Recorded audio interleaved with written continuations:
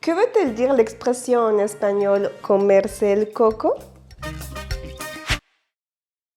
¿Se manger la noix de coco? No, Jimena, c'est pas ça. ¿Tengo que comerme el coco? Me encanta esta expresión. Hola queridos amigos, soy Jimena de Espagnol Passion pour vous aider à apprendre, pratiquer et perfectionner l'espagnol rapidement en s'amusant. Dans ce nouveau cours, vous allez découvrir l'une des expressions que j'ai toujours entendu dire et que personnellement j'emploie assez souvent. Et c'est comerse el coco. Mais qu'est-ce que ça veut dire pour vous, comerse el coco, en sachant que la traduction mot à mot, ça veut dire se manger la noix de coco? Je suis curieuse de le savoir, écrivez-le dans les commentaires. Je serai ravie d'échanger avec vous. Je vais donc vous dévoiler ce que ça veut dire comerse el coco pour nous les hispanophones. ¿Estáis listos? Vous êtes prêts? Vamos, c'est parti!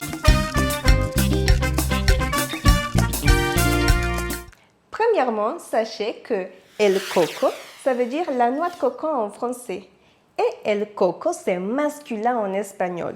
El coco, en accentuant sur le premier O, el coco.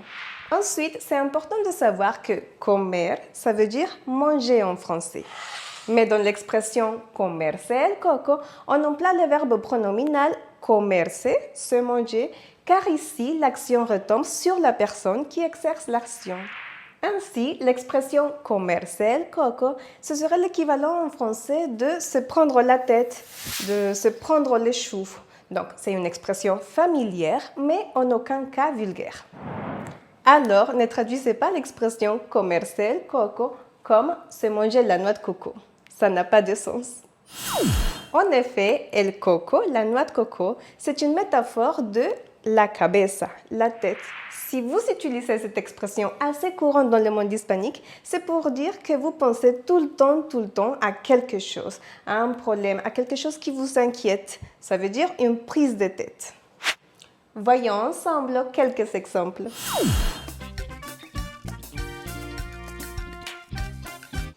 Hago y hago cuentas y no me alcanza para ir al museo. No te comas el coco haciendo cuentas. Puedes ir al museo una próxima vez. Si vous aimez cette vidéo, n'oubliez pas de me laisser un petit pouce afin de pouvoir m'en inspirer et créer de nouveaux contenus. Buenas tardes. Me llamo Jimena Torres y vivo a 1 hora de aquí. Pero, ¿y si me dicen que vivo muy lejos de aquí? No. Tengo que dejar de comerme el coco con esta entrevista. Comme vous venez de le constater, pour dire se prendre la tête, en espagnol on dit comerse el coco. On emploie aussi un verbe pronominal pour l'équivalent de cette expression. N'oubliez pas que les verbes pronominaux sont utilisés pour indiquer que c'est le sujet lui-même qui réalise l'action. Et cette action retombe sur lui-même. Lorsqu'on l'emploie à l'infinitif, comerse, se manger, au gérondif, comiéndose, en se mangeant, et à l'impératif, comase, manger, le pronom réfléchi se place après le verbe. Et il est important de savoir qu'en espagnol, le pronom réfléchi se est collé au verbe. Grammaticalement, ce serait une enclise, contrairement au français. Alors, n'oubliez pas de coller ces pronoms réfléchis au verbe. Comerse, comerse. Par contre, les pronoms réfléchis se placent avant le verbe et décollés, comme en français, lorsque l'on emploie dans d'autres temps. Par exemple, au présent de l'indicatif, me como, je me mange. À l'imparfait, me comía, je mangeais. Au passé simple, me comí, j'ai mangé ou je me suis mangé. Au subjonctif, que coma ou que me coma, que je mange, que je me mange. Voici un tableau qui vous aidera à bien employer les pronoms réfléchis avec les verbes pronominaux afin de faire des phrases parfaites. Vous pouvez le télécharger gratuitement sur mon site espagnolpassion.com. Mais sachez que vous pouvez aussi employer cette expression sans la manière pronominale. quand l'action ne retombe pas sur le même sujet qui la réalise. En effet, si je vous dis comer el coco a alguien, ce serait l'équivalent de prendre la tête à quelqu'un. Tout comme en français, cette expression est employée quand on veut convaincre quelqu'un de quelque chose, à tel point qu'on lui prend la tête. Comer el coco.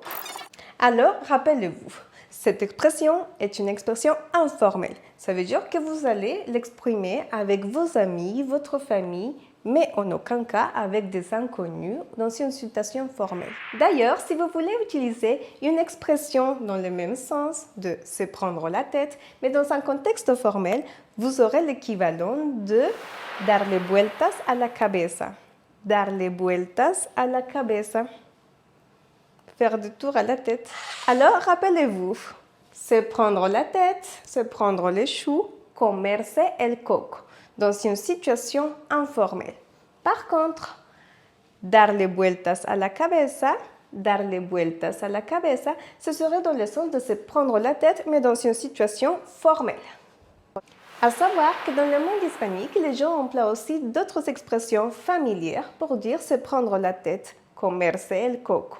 Par exemple, comerse el tarro, se manger le pot, et rayarse, saouler, ou alors agobiarse, sans faire, s'inquiéter.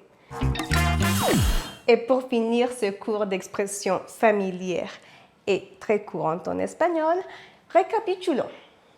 L'expression comerse el coco, c'est une expression familière utilisée en Espagne et en Amérique hispanophone. Le coco fait allusion aussi à la tête, c'est une métaphore. Cette expression est l'équivalent de se prendre la tête. Comerse el coco, se prendre la tête ou se prendre le chou en français. Lorsqu'on utilise cette expression avec le verbe non pronominal, comer, tout simplement, elle signifie prendre la tête à quelqu'un. Comer el coco a alguien. Muchísimas gracias. Merci beaucoup d'avoir regardé cette vidéo afin de découvrir une expression très courante en espagnol, utilisée dans une situation informelle, mais aussi l'équivalent dans une situation formelle, pour parler comme un locuteur natif. Et maintenant que vous connaissez le sens de comerse el coco, n'hésitez pas à pratiquer en écrivant dans les commentaires qu'est-ce qui vous prend la tête par exemple. Et pour recevoir mes nouvelles vidéos, n'oubliez pas de vous abonner en cliquant juste ici. Hasta muy pronto, à très bientôt!